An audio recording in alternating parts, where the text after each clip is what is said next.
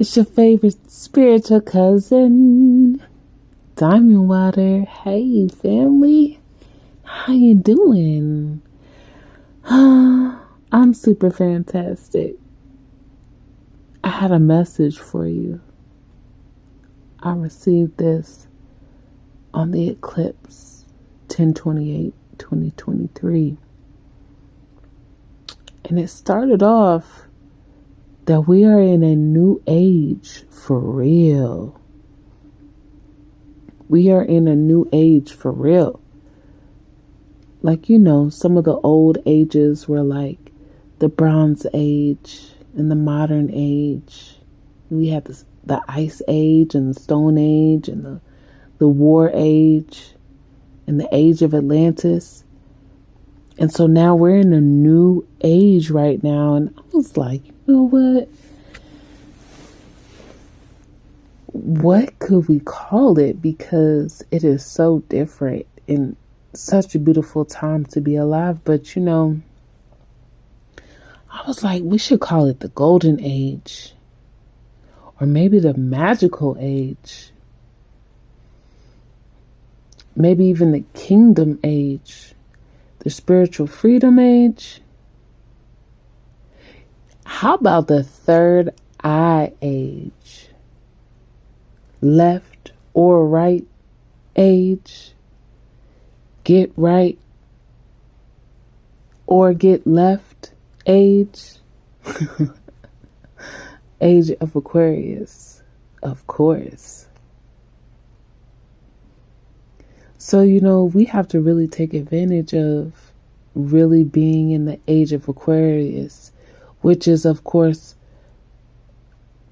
all of those other things that I mentioned. It's golden, it's magical. We have the ability to use our third eye. This is truly God's children being able to stand in the forefront and really just have that spiritual freedom, and also, win. This is winning. This is a winning age, but nothing can be hidden. We have to live in truth. We have to stay lit. Because there is literally a war against, or at least a war with, light and dark. There's literally a tug of war, to be specific. But, what's really interesting is that the light had an opportunity to power up. Now, darkness, negativity, the opposing energy had an opportunity to level up as well. But I'm really thinking that the chosen ones, the beings of light, were able to level up just a little bit more at this time. And so it's a back and forth tug of war between light and dark. And that's where we're at. But in this new age, the light is going to be pulling a little bit more than the darkness ever has. So this is going to be a time of abundance and a beautiful sight to see. So for some of us, we've been in hermit mode because we've been in learning mode. Students for life, of course. But being in the hermit mode made you power up. And I was seeing, on Super Mario, how, you catch that little star and it starts flashing all the multiple colors. And when Mario is in that star energy, he's able to run through the whole, the whole level. Nothing can stop him. Things are bouncing off of him, and that, he's unstoppable. And so when you're in that type of energy, you want to move. Like, you can't stand still. Yes, if something comes towards you, it can't penetrate. But wouldn't you want to get as far as you can in that type of untouchable energy? So things had to slow down so that you could really just see your worth and get re-excited for the power that you hold. Because this is something that you're able to maintain for a while. You're able to have that star power for a while.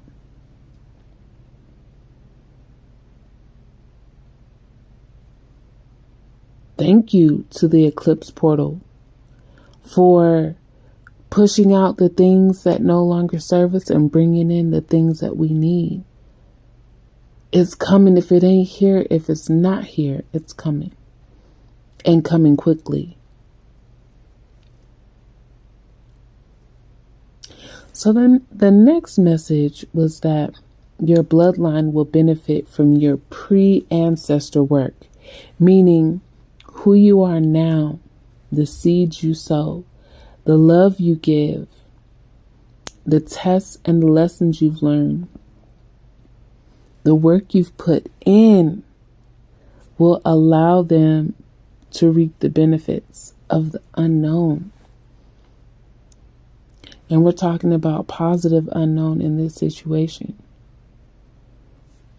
So continue to be you and work towards being the best version of yourself, because you were created for a time such as this, but also you were created to come prepare and till the soil for your offspring. So when you become an ancestor, because you will become an ancestor at some point. So when you become an ancestor, you want to make sure that you're the one that's called on.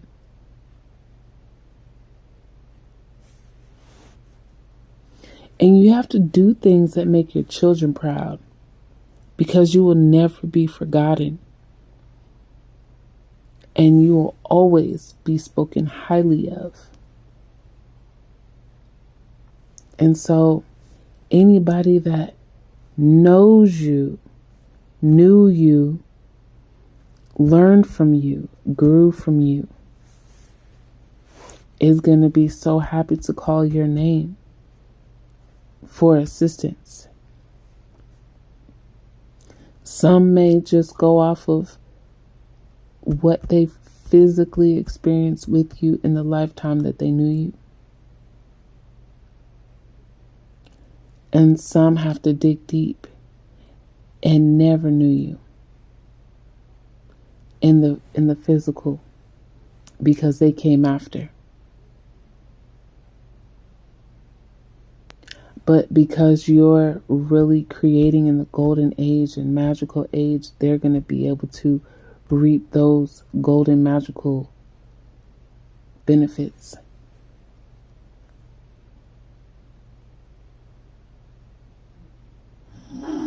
You always have to work on yourself and always push towards continuous growth. But being the example to your children, really loving God, really having a relationship with God, and really showing them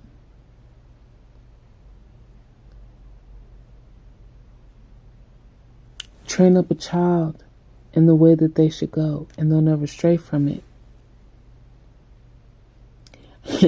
I used to always say, like,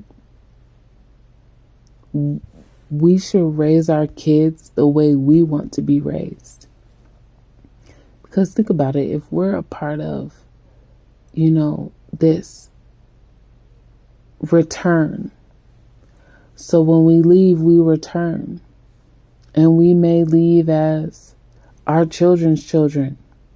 So if we were able to at least properly raise our children, and they properly raise their children, and then they properly raise their children, you might be in that rotation of children.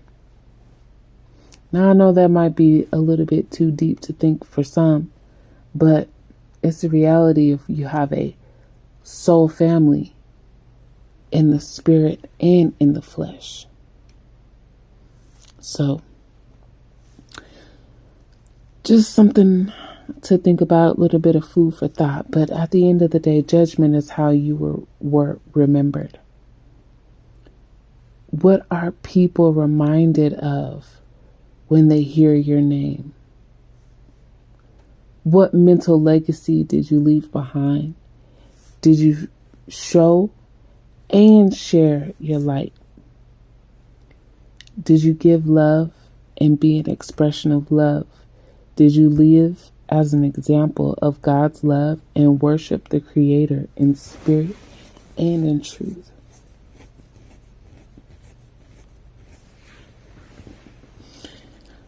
This is something that is so significant because, if we want to use Yeshua as an example, Jesus, right?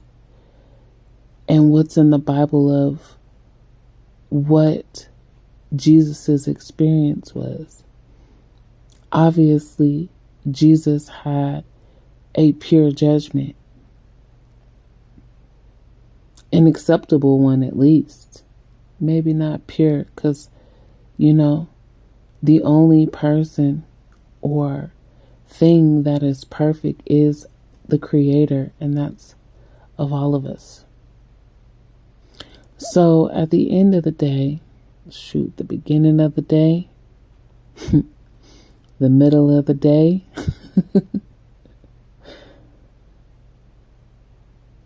this is one of those moments where it's like, did you live through your Christ consciousness? Did you live through the Christ consciousness? Or were you too busy judging everybody else? So then you were in negative, dark energy.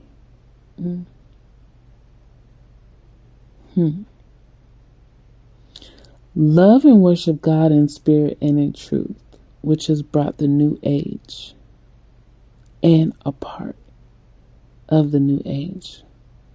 So we're at this time where everybody is so in love with God. Way more than it's been in a while. I'm not saying that, people before us didn't love God. But it's different now. We've learned how to work with God too. And we're able to see the Creator in ourselves. That's the difference. So we've all had the level up, the power up, the untouchableness, because we're able to see the God in ourselves.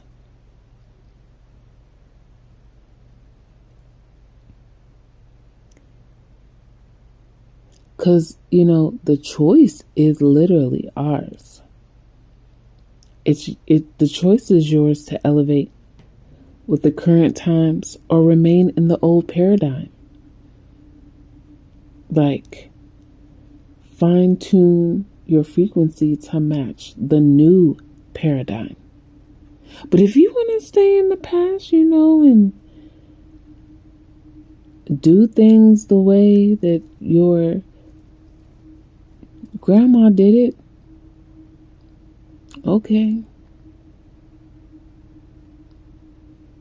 But right now, what was working best is like how great grandma did it.